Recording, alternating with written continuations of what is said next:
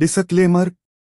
इस लेख व वीडियो में निहित किसी भी जानकारी सामग्री गणना की सटीकता या विश्वसनीयता की गारंटी नहीं है। विभिन्न माध्यमों, ज्योतिषियों, पंचांग प्रवचनों, मान्यताओं, धर्म ग्रंथों से संग्रहित कर ये जानकारियां आप तक पहुंचाई जाती हैं। हमारा उद्देश्य महज सूचना पहुंचाना है। इसके उपयोगकर्ता इसे महज सूचना समझकर ही लें। इसके अतिरिक्त इसके किसी भी उपयोग की जिम्मेदारी स्वयं उपयोगकर्ता की ही रहेगी। धन्यवाद। कथा धर्म ग्रंथों में वर्णित 9 महान गुरुओं की। सनातन धर्म में प्रारंभ से ही गुरुओं के सम्मान की परंपरा रही है। हमारे धर्म ग्रंथों में ऐसे अनेक गुरुओं का वर्णन मिलता है जिन्होंने गुरु शिष्य परंपरा को नई ऊंचाइयां प्रदान की है। गुरु का अर्थ है अंधकार से प्रकाश की ओर ले जाने वाला, यानी गुरु ही शिष्य को जीवन में सफलता के लिए उचित मार्गदर्शन करता है। आज हम आपको धर्म ग्रंथों में बताए गए महान गुरुओं के बारे में बता रहे हैं। 1. भगवान शिव। भगवान शिव आदि व अनंत हैं, अर्थात न तो कोई उनकी उत्पत्ति के बारे में जानता है और न कोई अंत के बारे में, यानी शिव ही परमपिता परमेश्वर हैं। भगवान शिव ने भी गुरु बनकर अपने शिष्यों को परम ज्ञान प्रदान किया है। अगर कहा जाए कि भगवान शिव सृष्टि के प्रथम गुरु हैं तो अतिशयोक्ति नहीं होगी। भगवान विष्णु के अवतार परशुराम को अस्त्र शिक्षा शिव ने ही दी थी। शिव के द्वारा दिए गए परशु फरसे से ही परशुराम ने अनेक बार धरती को क्षत्रिय विहीन कर दिया था। ब्रह्मवैवर्त पुराण के अनुसार नागों की बहन जरत्कारु मनसा के गुरु भी भगवान शिव ही हैं। शुक्राचार्य को दी मृत संजीवनी विद्या। शिव ने दानवों के गुरु शुक्राचार्य को मृत संजीवनी विद्या सिखाई थी। एक बार देवता व दानवों में भीषण युद्ध हुआ। देवता जितने भी राक्षसों का वध करते, शुक्राचार्य मृत संजीवनी विद्या से उन्हें पुनः जीवित कर देते। यह देख भगवान शिव ने शुक्राचार्य को निगल लिया तथा युद्ध समाप्त के बाद पुनः बाहर निकाल दिया। शिव के द्वारा पुनः उत्पन्न होने से ही माता पार्वती ने शुक्राचार्य को अपना पुत्र माना। 2. देवगुरु बृहस्पति। देवताओं के गुरु बृहस्पति हैं। महाभारत के आदि पर्व के अनुसार बृहस्पति महर्षि अंगिरा के पुत्र हैं। ये अपने ज्ञान से देवताओं को उनका यज्ञ भाग या हवि प्राप्त कराते हैं। असुर एवं दैत्य यज्ञ में विघ्न डालकर देवताओं को क्षीण कर हराने का प्रयास करते रहते हैं। देवगुरु बृहस्पति रक्षोघ्र मंत्रों का प्रयोग कर देवताओं का पोषण एवं रक्षण करते हैं तथा दैत्यों से देवताओं की रक्षा करते हैं। बृहस्पति ने शची को बताया था एक उपाय। धर्म ग्रंथों के अनुसार एक बार देवराज इंद्र किसी कारणवश स्वर्ग छोड़कर चले गए। उनके स्थान पर राजा नहुष को स्वर्ग का आधिपत्य सौंपा गया। स्वर्ग का अधिपति बनते ही नहुष के मन में पाप आ गया और उसने इंद्र की पत्नी शची पर भी अधिकार करना चाहा। यह बात शची ने देवगुरु बृहस्पति को बताई। देवगुरु बृहस्पति ने शची से कहा कि तुम नहुष से कहना कि यदि वह सप्तऋषियों द्वारा उठाई गई पालकी में बैठकर आएगा तभी तुम उसे अपना स्वामी मानोगी। शची ने यह बात नहुष से कह दी। नहुष ने ऐसा ही किया। सप्तऋषि जब पालकी उठाकर चल रहे थे तभी नहुष ने एक ऋषि को लात मार दी। क्रोधित होकर अगस्त्य ऋषि ने उसे उसी समय स्वर्ग से गिरने का श्राप दे दिया। इस प्रकार देवगुरु बृहस्पति की सलाह से शची का पतिव्रत धर्म बना रहा। 3. शुक्राचार्य। शुक्राचार्य दैत्यों के गुरु हैं। ये भृगु ऋषि तथा हिरण्यकशिपु की पुत्री दिव्या के पुत्र हैं। इनका जन्म का नाम शुक्र उष्णस है। इन्हें भगवान शिव ने मृत संजीवन विद्या का ज्ञान दिया था, जिसके बल पर यह मृत दैत्यों को पुनः जीवित कर देते थे। भगवान वामन ने फोड़ी थी एक आंख। ग्रंथों के अनुसार भगवान विष्णु ने वामनावतार में जब राजा बलि से 3 पग भूमि मांगी तब शुक्राचार्य सूक्ष्म रूप में बलि के कमंडल में जाकर बैठ गए, जिससे कि पानी बाहर न आए और बलि भूमि दान का संकल्प न ले सकें। तब वामन भगवान ने बलि के कमंडल में एक तिनका डाला, जिससे शुक्राचार्य की एक आंख फूट गई। इसलिए इन्हें एकाक्ष यानी एक आंख वाला भी कहा जाता है। 4. परशुराम। परशुराम महान योद्धा व गुरु थे। ये जन्म से ब्राह्मण थे, लेकिन इनका स्वभाव क्षत्रियों जैसा था। धर्म ग्रंथों के अनुसार ये भगवान विष्णु के अंशावतार थे। इन्होंने भगवान शिव से अस्त्र शस्त्र की शिक्षा प्राप्त की थी। इनके पिता का नाम जमदग्नि तथा माता का नाम रेणुका था। अपने पिता की हत्या का बदला लेने के लिए इन्होंने अनेक बार धरती को क्षत्रिय विहीन कर दिया था। भीष्म, द्रोणाचार्य व कर्ण इनके महान शिष्य थे। कर्ण को दिया था श्राप। महाभारत के अनुसार कर्ण परशुराम का शिष्य था। कर्ण ने परशुराम को अपना परिचय एक सूत पुत्र के रूप में दिया था। एक बार जब परशुराम कर्ण की गोद में सिर रखकर सो रहे थे, उसी समय कर्ण को एक भयंकर कीड़े ने काट लिया। गुरु की नींद में विघ्न न आए, ये सोचकर कर्ण दर्द सहते रहे, लेकिन उन्होंने परशुराम को नींद से नहीं उठाया। नींद से उठने पर जब परशुराम ने ये देखा तो वे समझ गए कि कर्ण सूतपुत्र नहीं बल्कि क्षत्रिय है। तब क्रोधित होकर परशुराम ने कर्ण को श्राप दिया कि मेरी सिखाई हुई शस्त्र विद्या की जब तुम्हें सबसे अधिक आवश्यकता होगी, उस समय तुम वह विद्या भूल जाओगे। इस प्रकार परशुराम के श्राप के कारण ही कर्ण की मृत्यु हुई। 5. महर्षि वेदव्यास।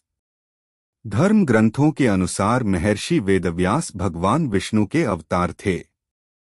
इनका पूरा नाम कृष्णद्वैपायन था। इन्होंने ने ही वेदों का विभाग किया, इसलिए इनका नाम वेदव्यास पड़ा। महाभारत जैसे श्रेष्ठ ग्रंथ की रचना भी महर्षि वेदव्यास ने ही की है। इनके पिता महर्षि पाराशर तथा माता सत्यवती थी। पैल, जैमिन, वैशंपायन, सुमंतु मुनि, रोमहर्षण आदि महर्षि वेदव्यास के महान शिष्य थे। वेदव्यास जी के वरदान से हुआ था कौरवों का जन्म। एक बार महर्षि वेदव्यास हस्तिनापुर गए। वहां गांधारी ने उनकी बहुत सेवा की। उसकी सेवा से प्रसन्न होकर महर्षि ने उसे 100 पुत्रों की माता होने का वरदान दिया। समय आने पर गांधारी गर्भवती हुई, लेकिन उसके गर्भ से मांस का गोल पिंड निकला। गांधारी उसे नष्ट करना चाहती थी। यह बात वेदव्यास जी ने जान ली और गांधारी से कहा कि वह 100 कुंडों का निर्माण करवाए और उसे घी से भर दे। इसके बाद महर्षि वेदव्यास ने उस पिंड के 100 टुकड़े कर उन्हें अलग अलग कुंडों में डाल दिया।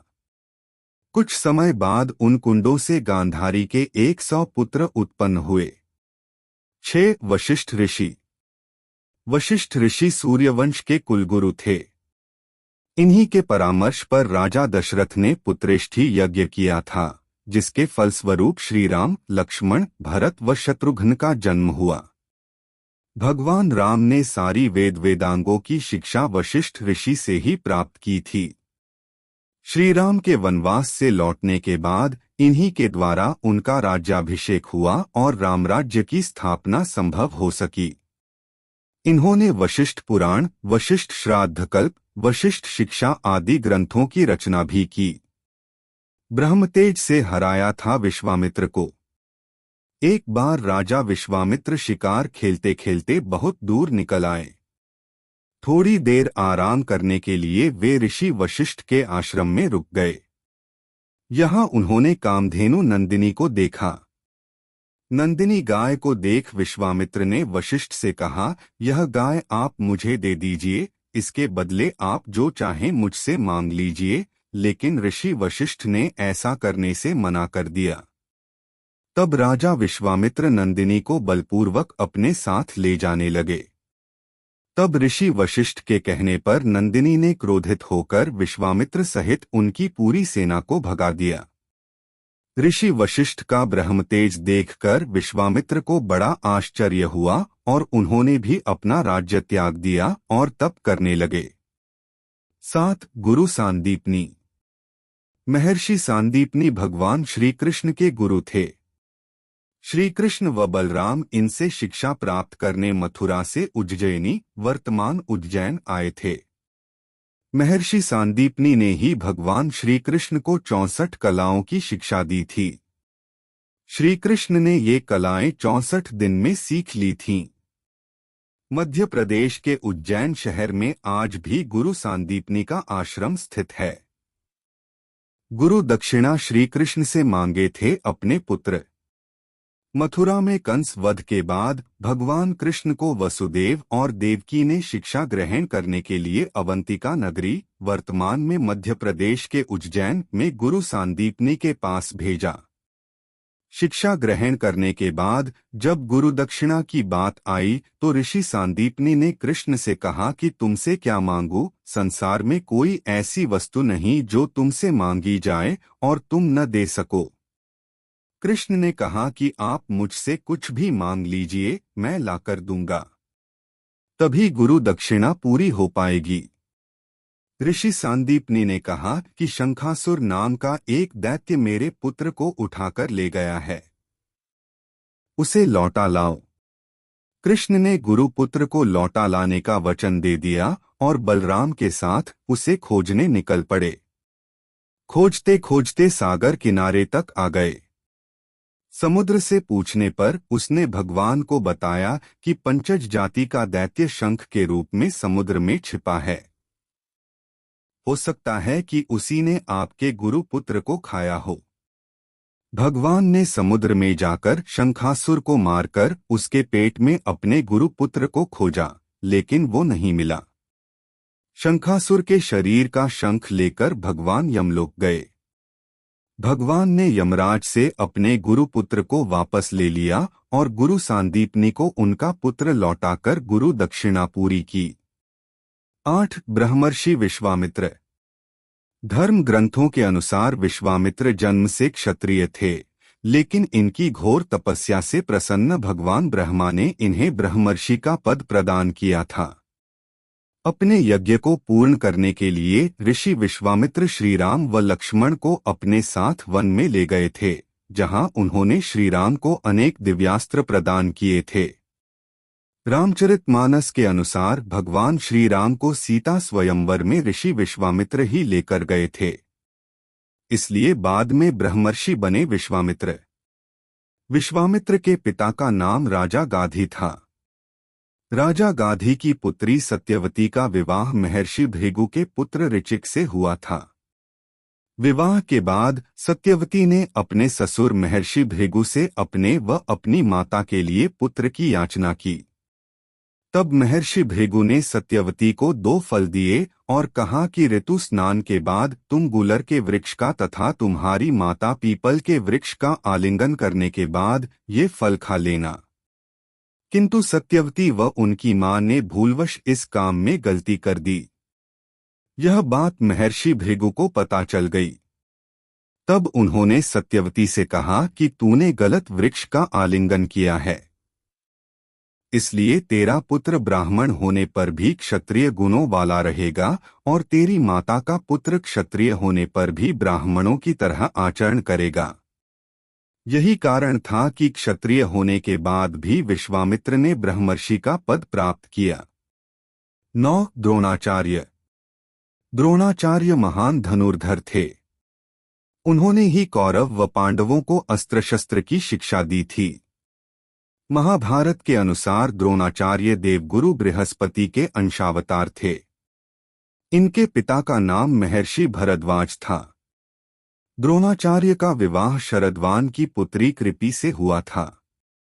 इनके पुत्र का महान अश्वत्थामा था। महान धनुर्धर अर्जुन इनका प्रिय शिष्य था। अर्जुन को दिया था वरदान, एक बार गुरु द्रोणाचार्य नदी में स्नान कर रहे थे। उसी समय उन्हें एक मगर ने पकड़ लिया। वे सहायता के लिए अपने शिष्यों को पुकारने लगे। वहां दुर्योधन, युधिष्ठिर, भीम, दुःशासन आदि बहुत से शिष्य खड़े थे, लेकिन गुरु को विपत्ति में देख वे भी बहुत डर गए। तब अर्जुन ने अपने तीखे बाणों से उस मगर का अंत कर दिया। अर्जुन की वीरता देखकर गुरु द्रोणाचार्य ने उसे सर्वश्रेष्ठ धनुर्धर होने का वरदान दिया।